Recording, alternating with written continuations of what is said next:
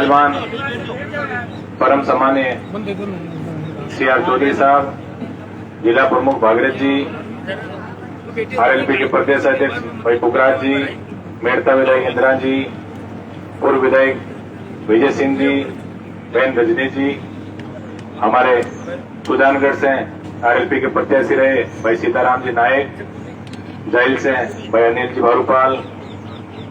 सीकर से चल के आए महेंद्र जी डोरवाल,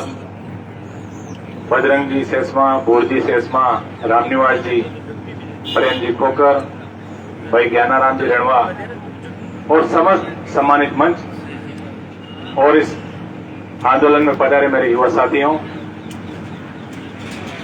विषय बड़ा शर्मनाक भी है और हम सबको चिंता करने की बहुत बड़ी आवश्यकता है। पूर्व वक्ताओं के सबके विचार मैंने सुने, कहीं न कहीं तभी आवाज से ही सही ये बात जरूर मान रहे हैं कि नावा की स्थितियां ठीक नहीं है और नावा क्योंकि राजधानी के एकदम करीब हमारे जिले का प्रवेश द्वार है और यहाँ की स्थितियां ठीक नहीं होना हम सबके लिए चिंता की बात है। विचारधाराएं हो सकता अलग हो, सरकारें भी बदलती रहती है, विचारधारा में लोकतंत्र के अंदर कोई किसी विचारधारा को लेकर चलता है, कोई किसी विचारधारा को लेकर चलता है, लेकिन इस तरह से किसी की हत्या हो जाना ये हम सबके लिए चिंताजनक बात है। और अन्याय को सहने की बात, जहां तक अभी पूर्व वक्ताओं ने ये बात जरूर कही कि जितना संख्या बलियां होना चाहिए था उतना संख्या बलियां नहीं है, तो मैं इतना आपको आश्वस्त करना चाहता हूं कि RLP के तीनों विधायक यहाँ विराजमान हैं और अभी हमारे सुप्रीमो हनुमान जी का भी टेलीफोन आया था कि सर्वसम्मति से जो संघर्ष समिति जो निर्णय करे, क्योंकि हम इस मामले को भाई जयपाल जी पूनिया की जो हत्या हुई है, इस मामले को हम राजनीतिक रंग नहीं देना चाहते। ये चाहते हैं कि अमन चैन रहे, कोई भी व्यापारी हो चाहे आम व्यक्ति हो, वो अपना जीवन जो है वो सुखी तरीके से जी सके, उसके ऊपर कोई बंदिश नहीं हो,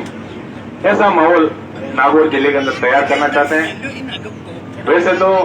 नावा की जो राजनीति आप लोगों ने सुना होगा, जो युवा साथी हैं,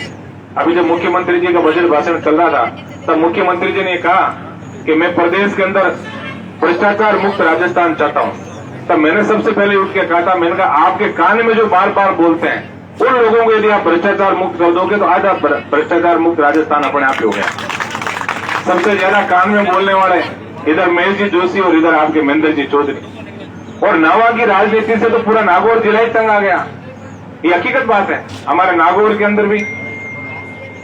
किस्तें शुरू हो गई, भ्रष्टाचार के बारे में लोग इतना जानते नहीं थे, वो संस्थागत भ्रष्टाचार पनप गया। ये महेंद्र चौधरी जी के साडू जी हैं, ये साड़े जी हैं और ये जो उगाई करी ये साड़ी जी है। ये आज तक नहीं सुना कि विधायकों के और मंत्रियों के साड़े साडू साड़ियों ने कभी उगाई की, आपने सुना क्या? ये प्रक्रिया यहां से शुरू हो गई, इसलिए इस प्रक्रिया को आपको रोकना है। और राजनीति के अंदर जनप्रतिनिधि आप चुनते हो,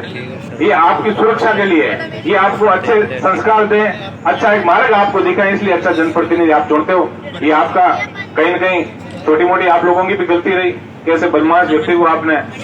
सत्ता के शिखर पर पहुंचाया। और आज हो सकता है कई बार विचारधारा नहीं मिलती। अभी जब मीडिया के बंधु आए थे तो ये कहते कांग्रेस वाले कह रहे साहब ये तो स्टेट सीटर थे,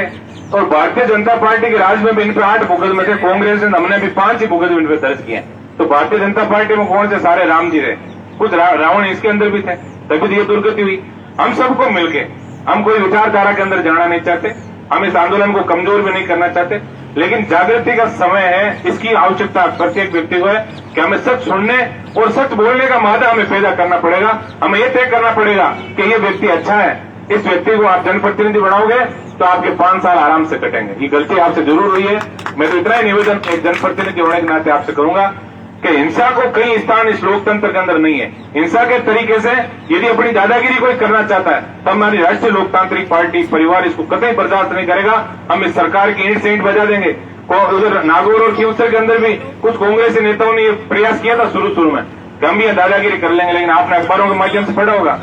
कि वो लोग वापस जयपुर में जाके बैठ गए, कुछ लोगों हमने इलाज भी कर दिया। तो आप सबको जागृत होके और एकजुट होके और ये तय करना पड़ेगा कि बदमाश प्रवृत्ति के जो भी व्यक्ति है, चाहे वो सत्ता में बैठा हो, चाहे कहीं भी कितना ही बड़ा व्यक्ति हो, जनता से बड़ा कोई नहीं है। और अभी अधिकारियों की जैसे बात नहीं, देखिए अधिकारी तो वैसा ही काम करेंगे जैसा वहां के नेता लोग करेंगे, क्योंकि अधिकारी ये चाहते हैं कि नेता यदि दलाली करने लग जाए तो उनकी दुकान आराम से चले, उनको कोई खतरा नहीं है। और यहाँ के नेताओं ने काम पकड़ लिया, राजा हमें दे दो, राजा प्रशासन में दे दो। ये तो बंदरबांट जो ये नावा विधानसभा में विशेषकर हो रही है,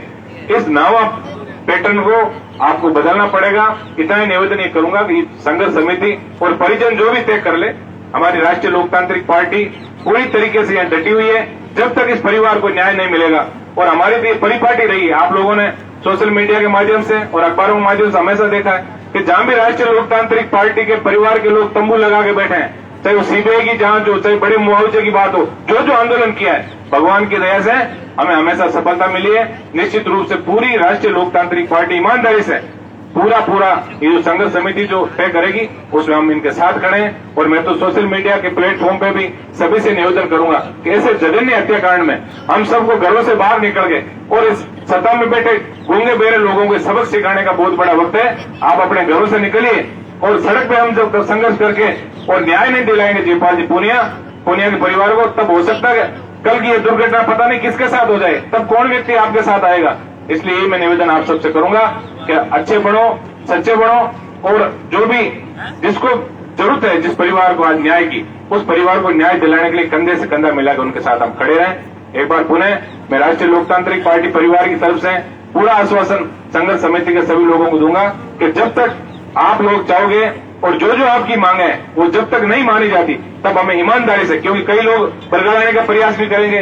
कई प्रशासनिक अधिकारी भी उलझाने का काम करेंगे, आंदोलनों में एक चीजें चलती है, कई जातिवादी पैंतरे होते हैं, कई और भी चीजें होती है, तो न्याय से व्यक्ति भटक जाता है। तो हम सबको एक रह के और जो भी बात हो वो पारदर्शी तरीके से इस मंच के माध्यम से जो भी दिशा निर्देश हो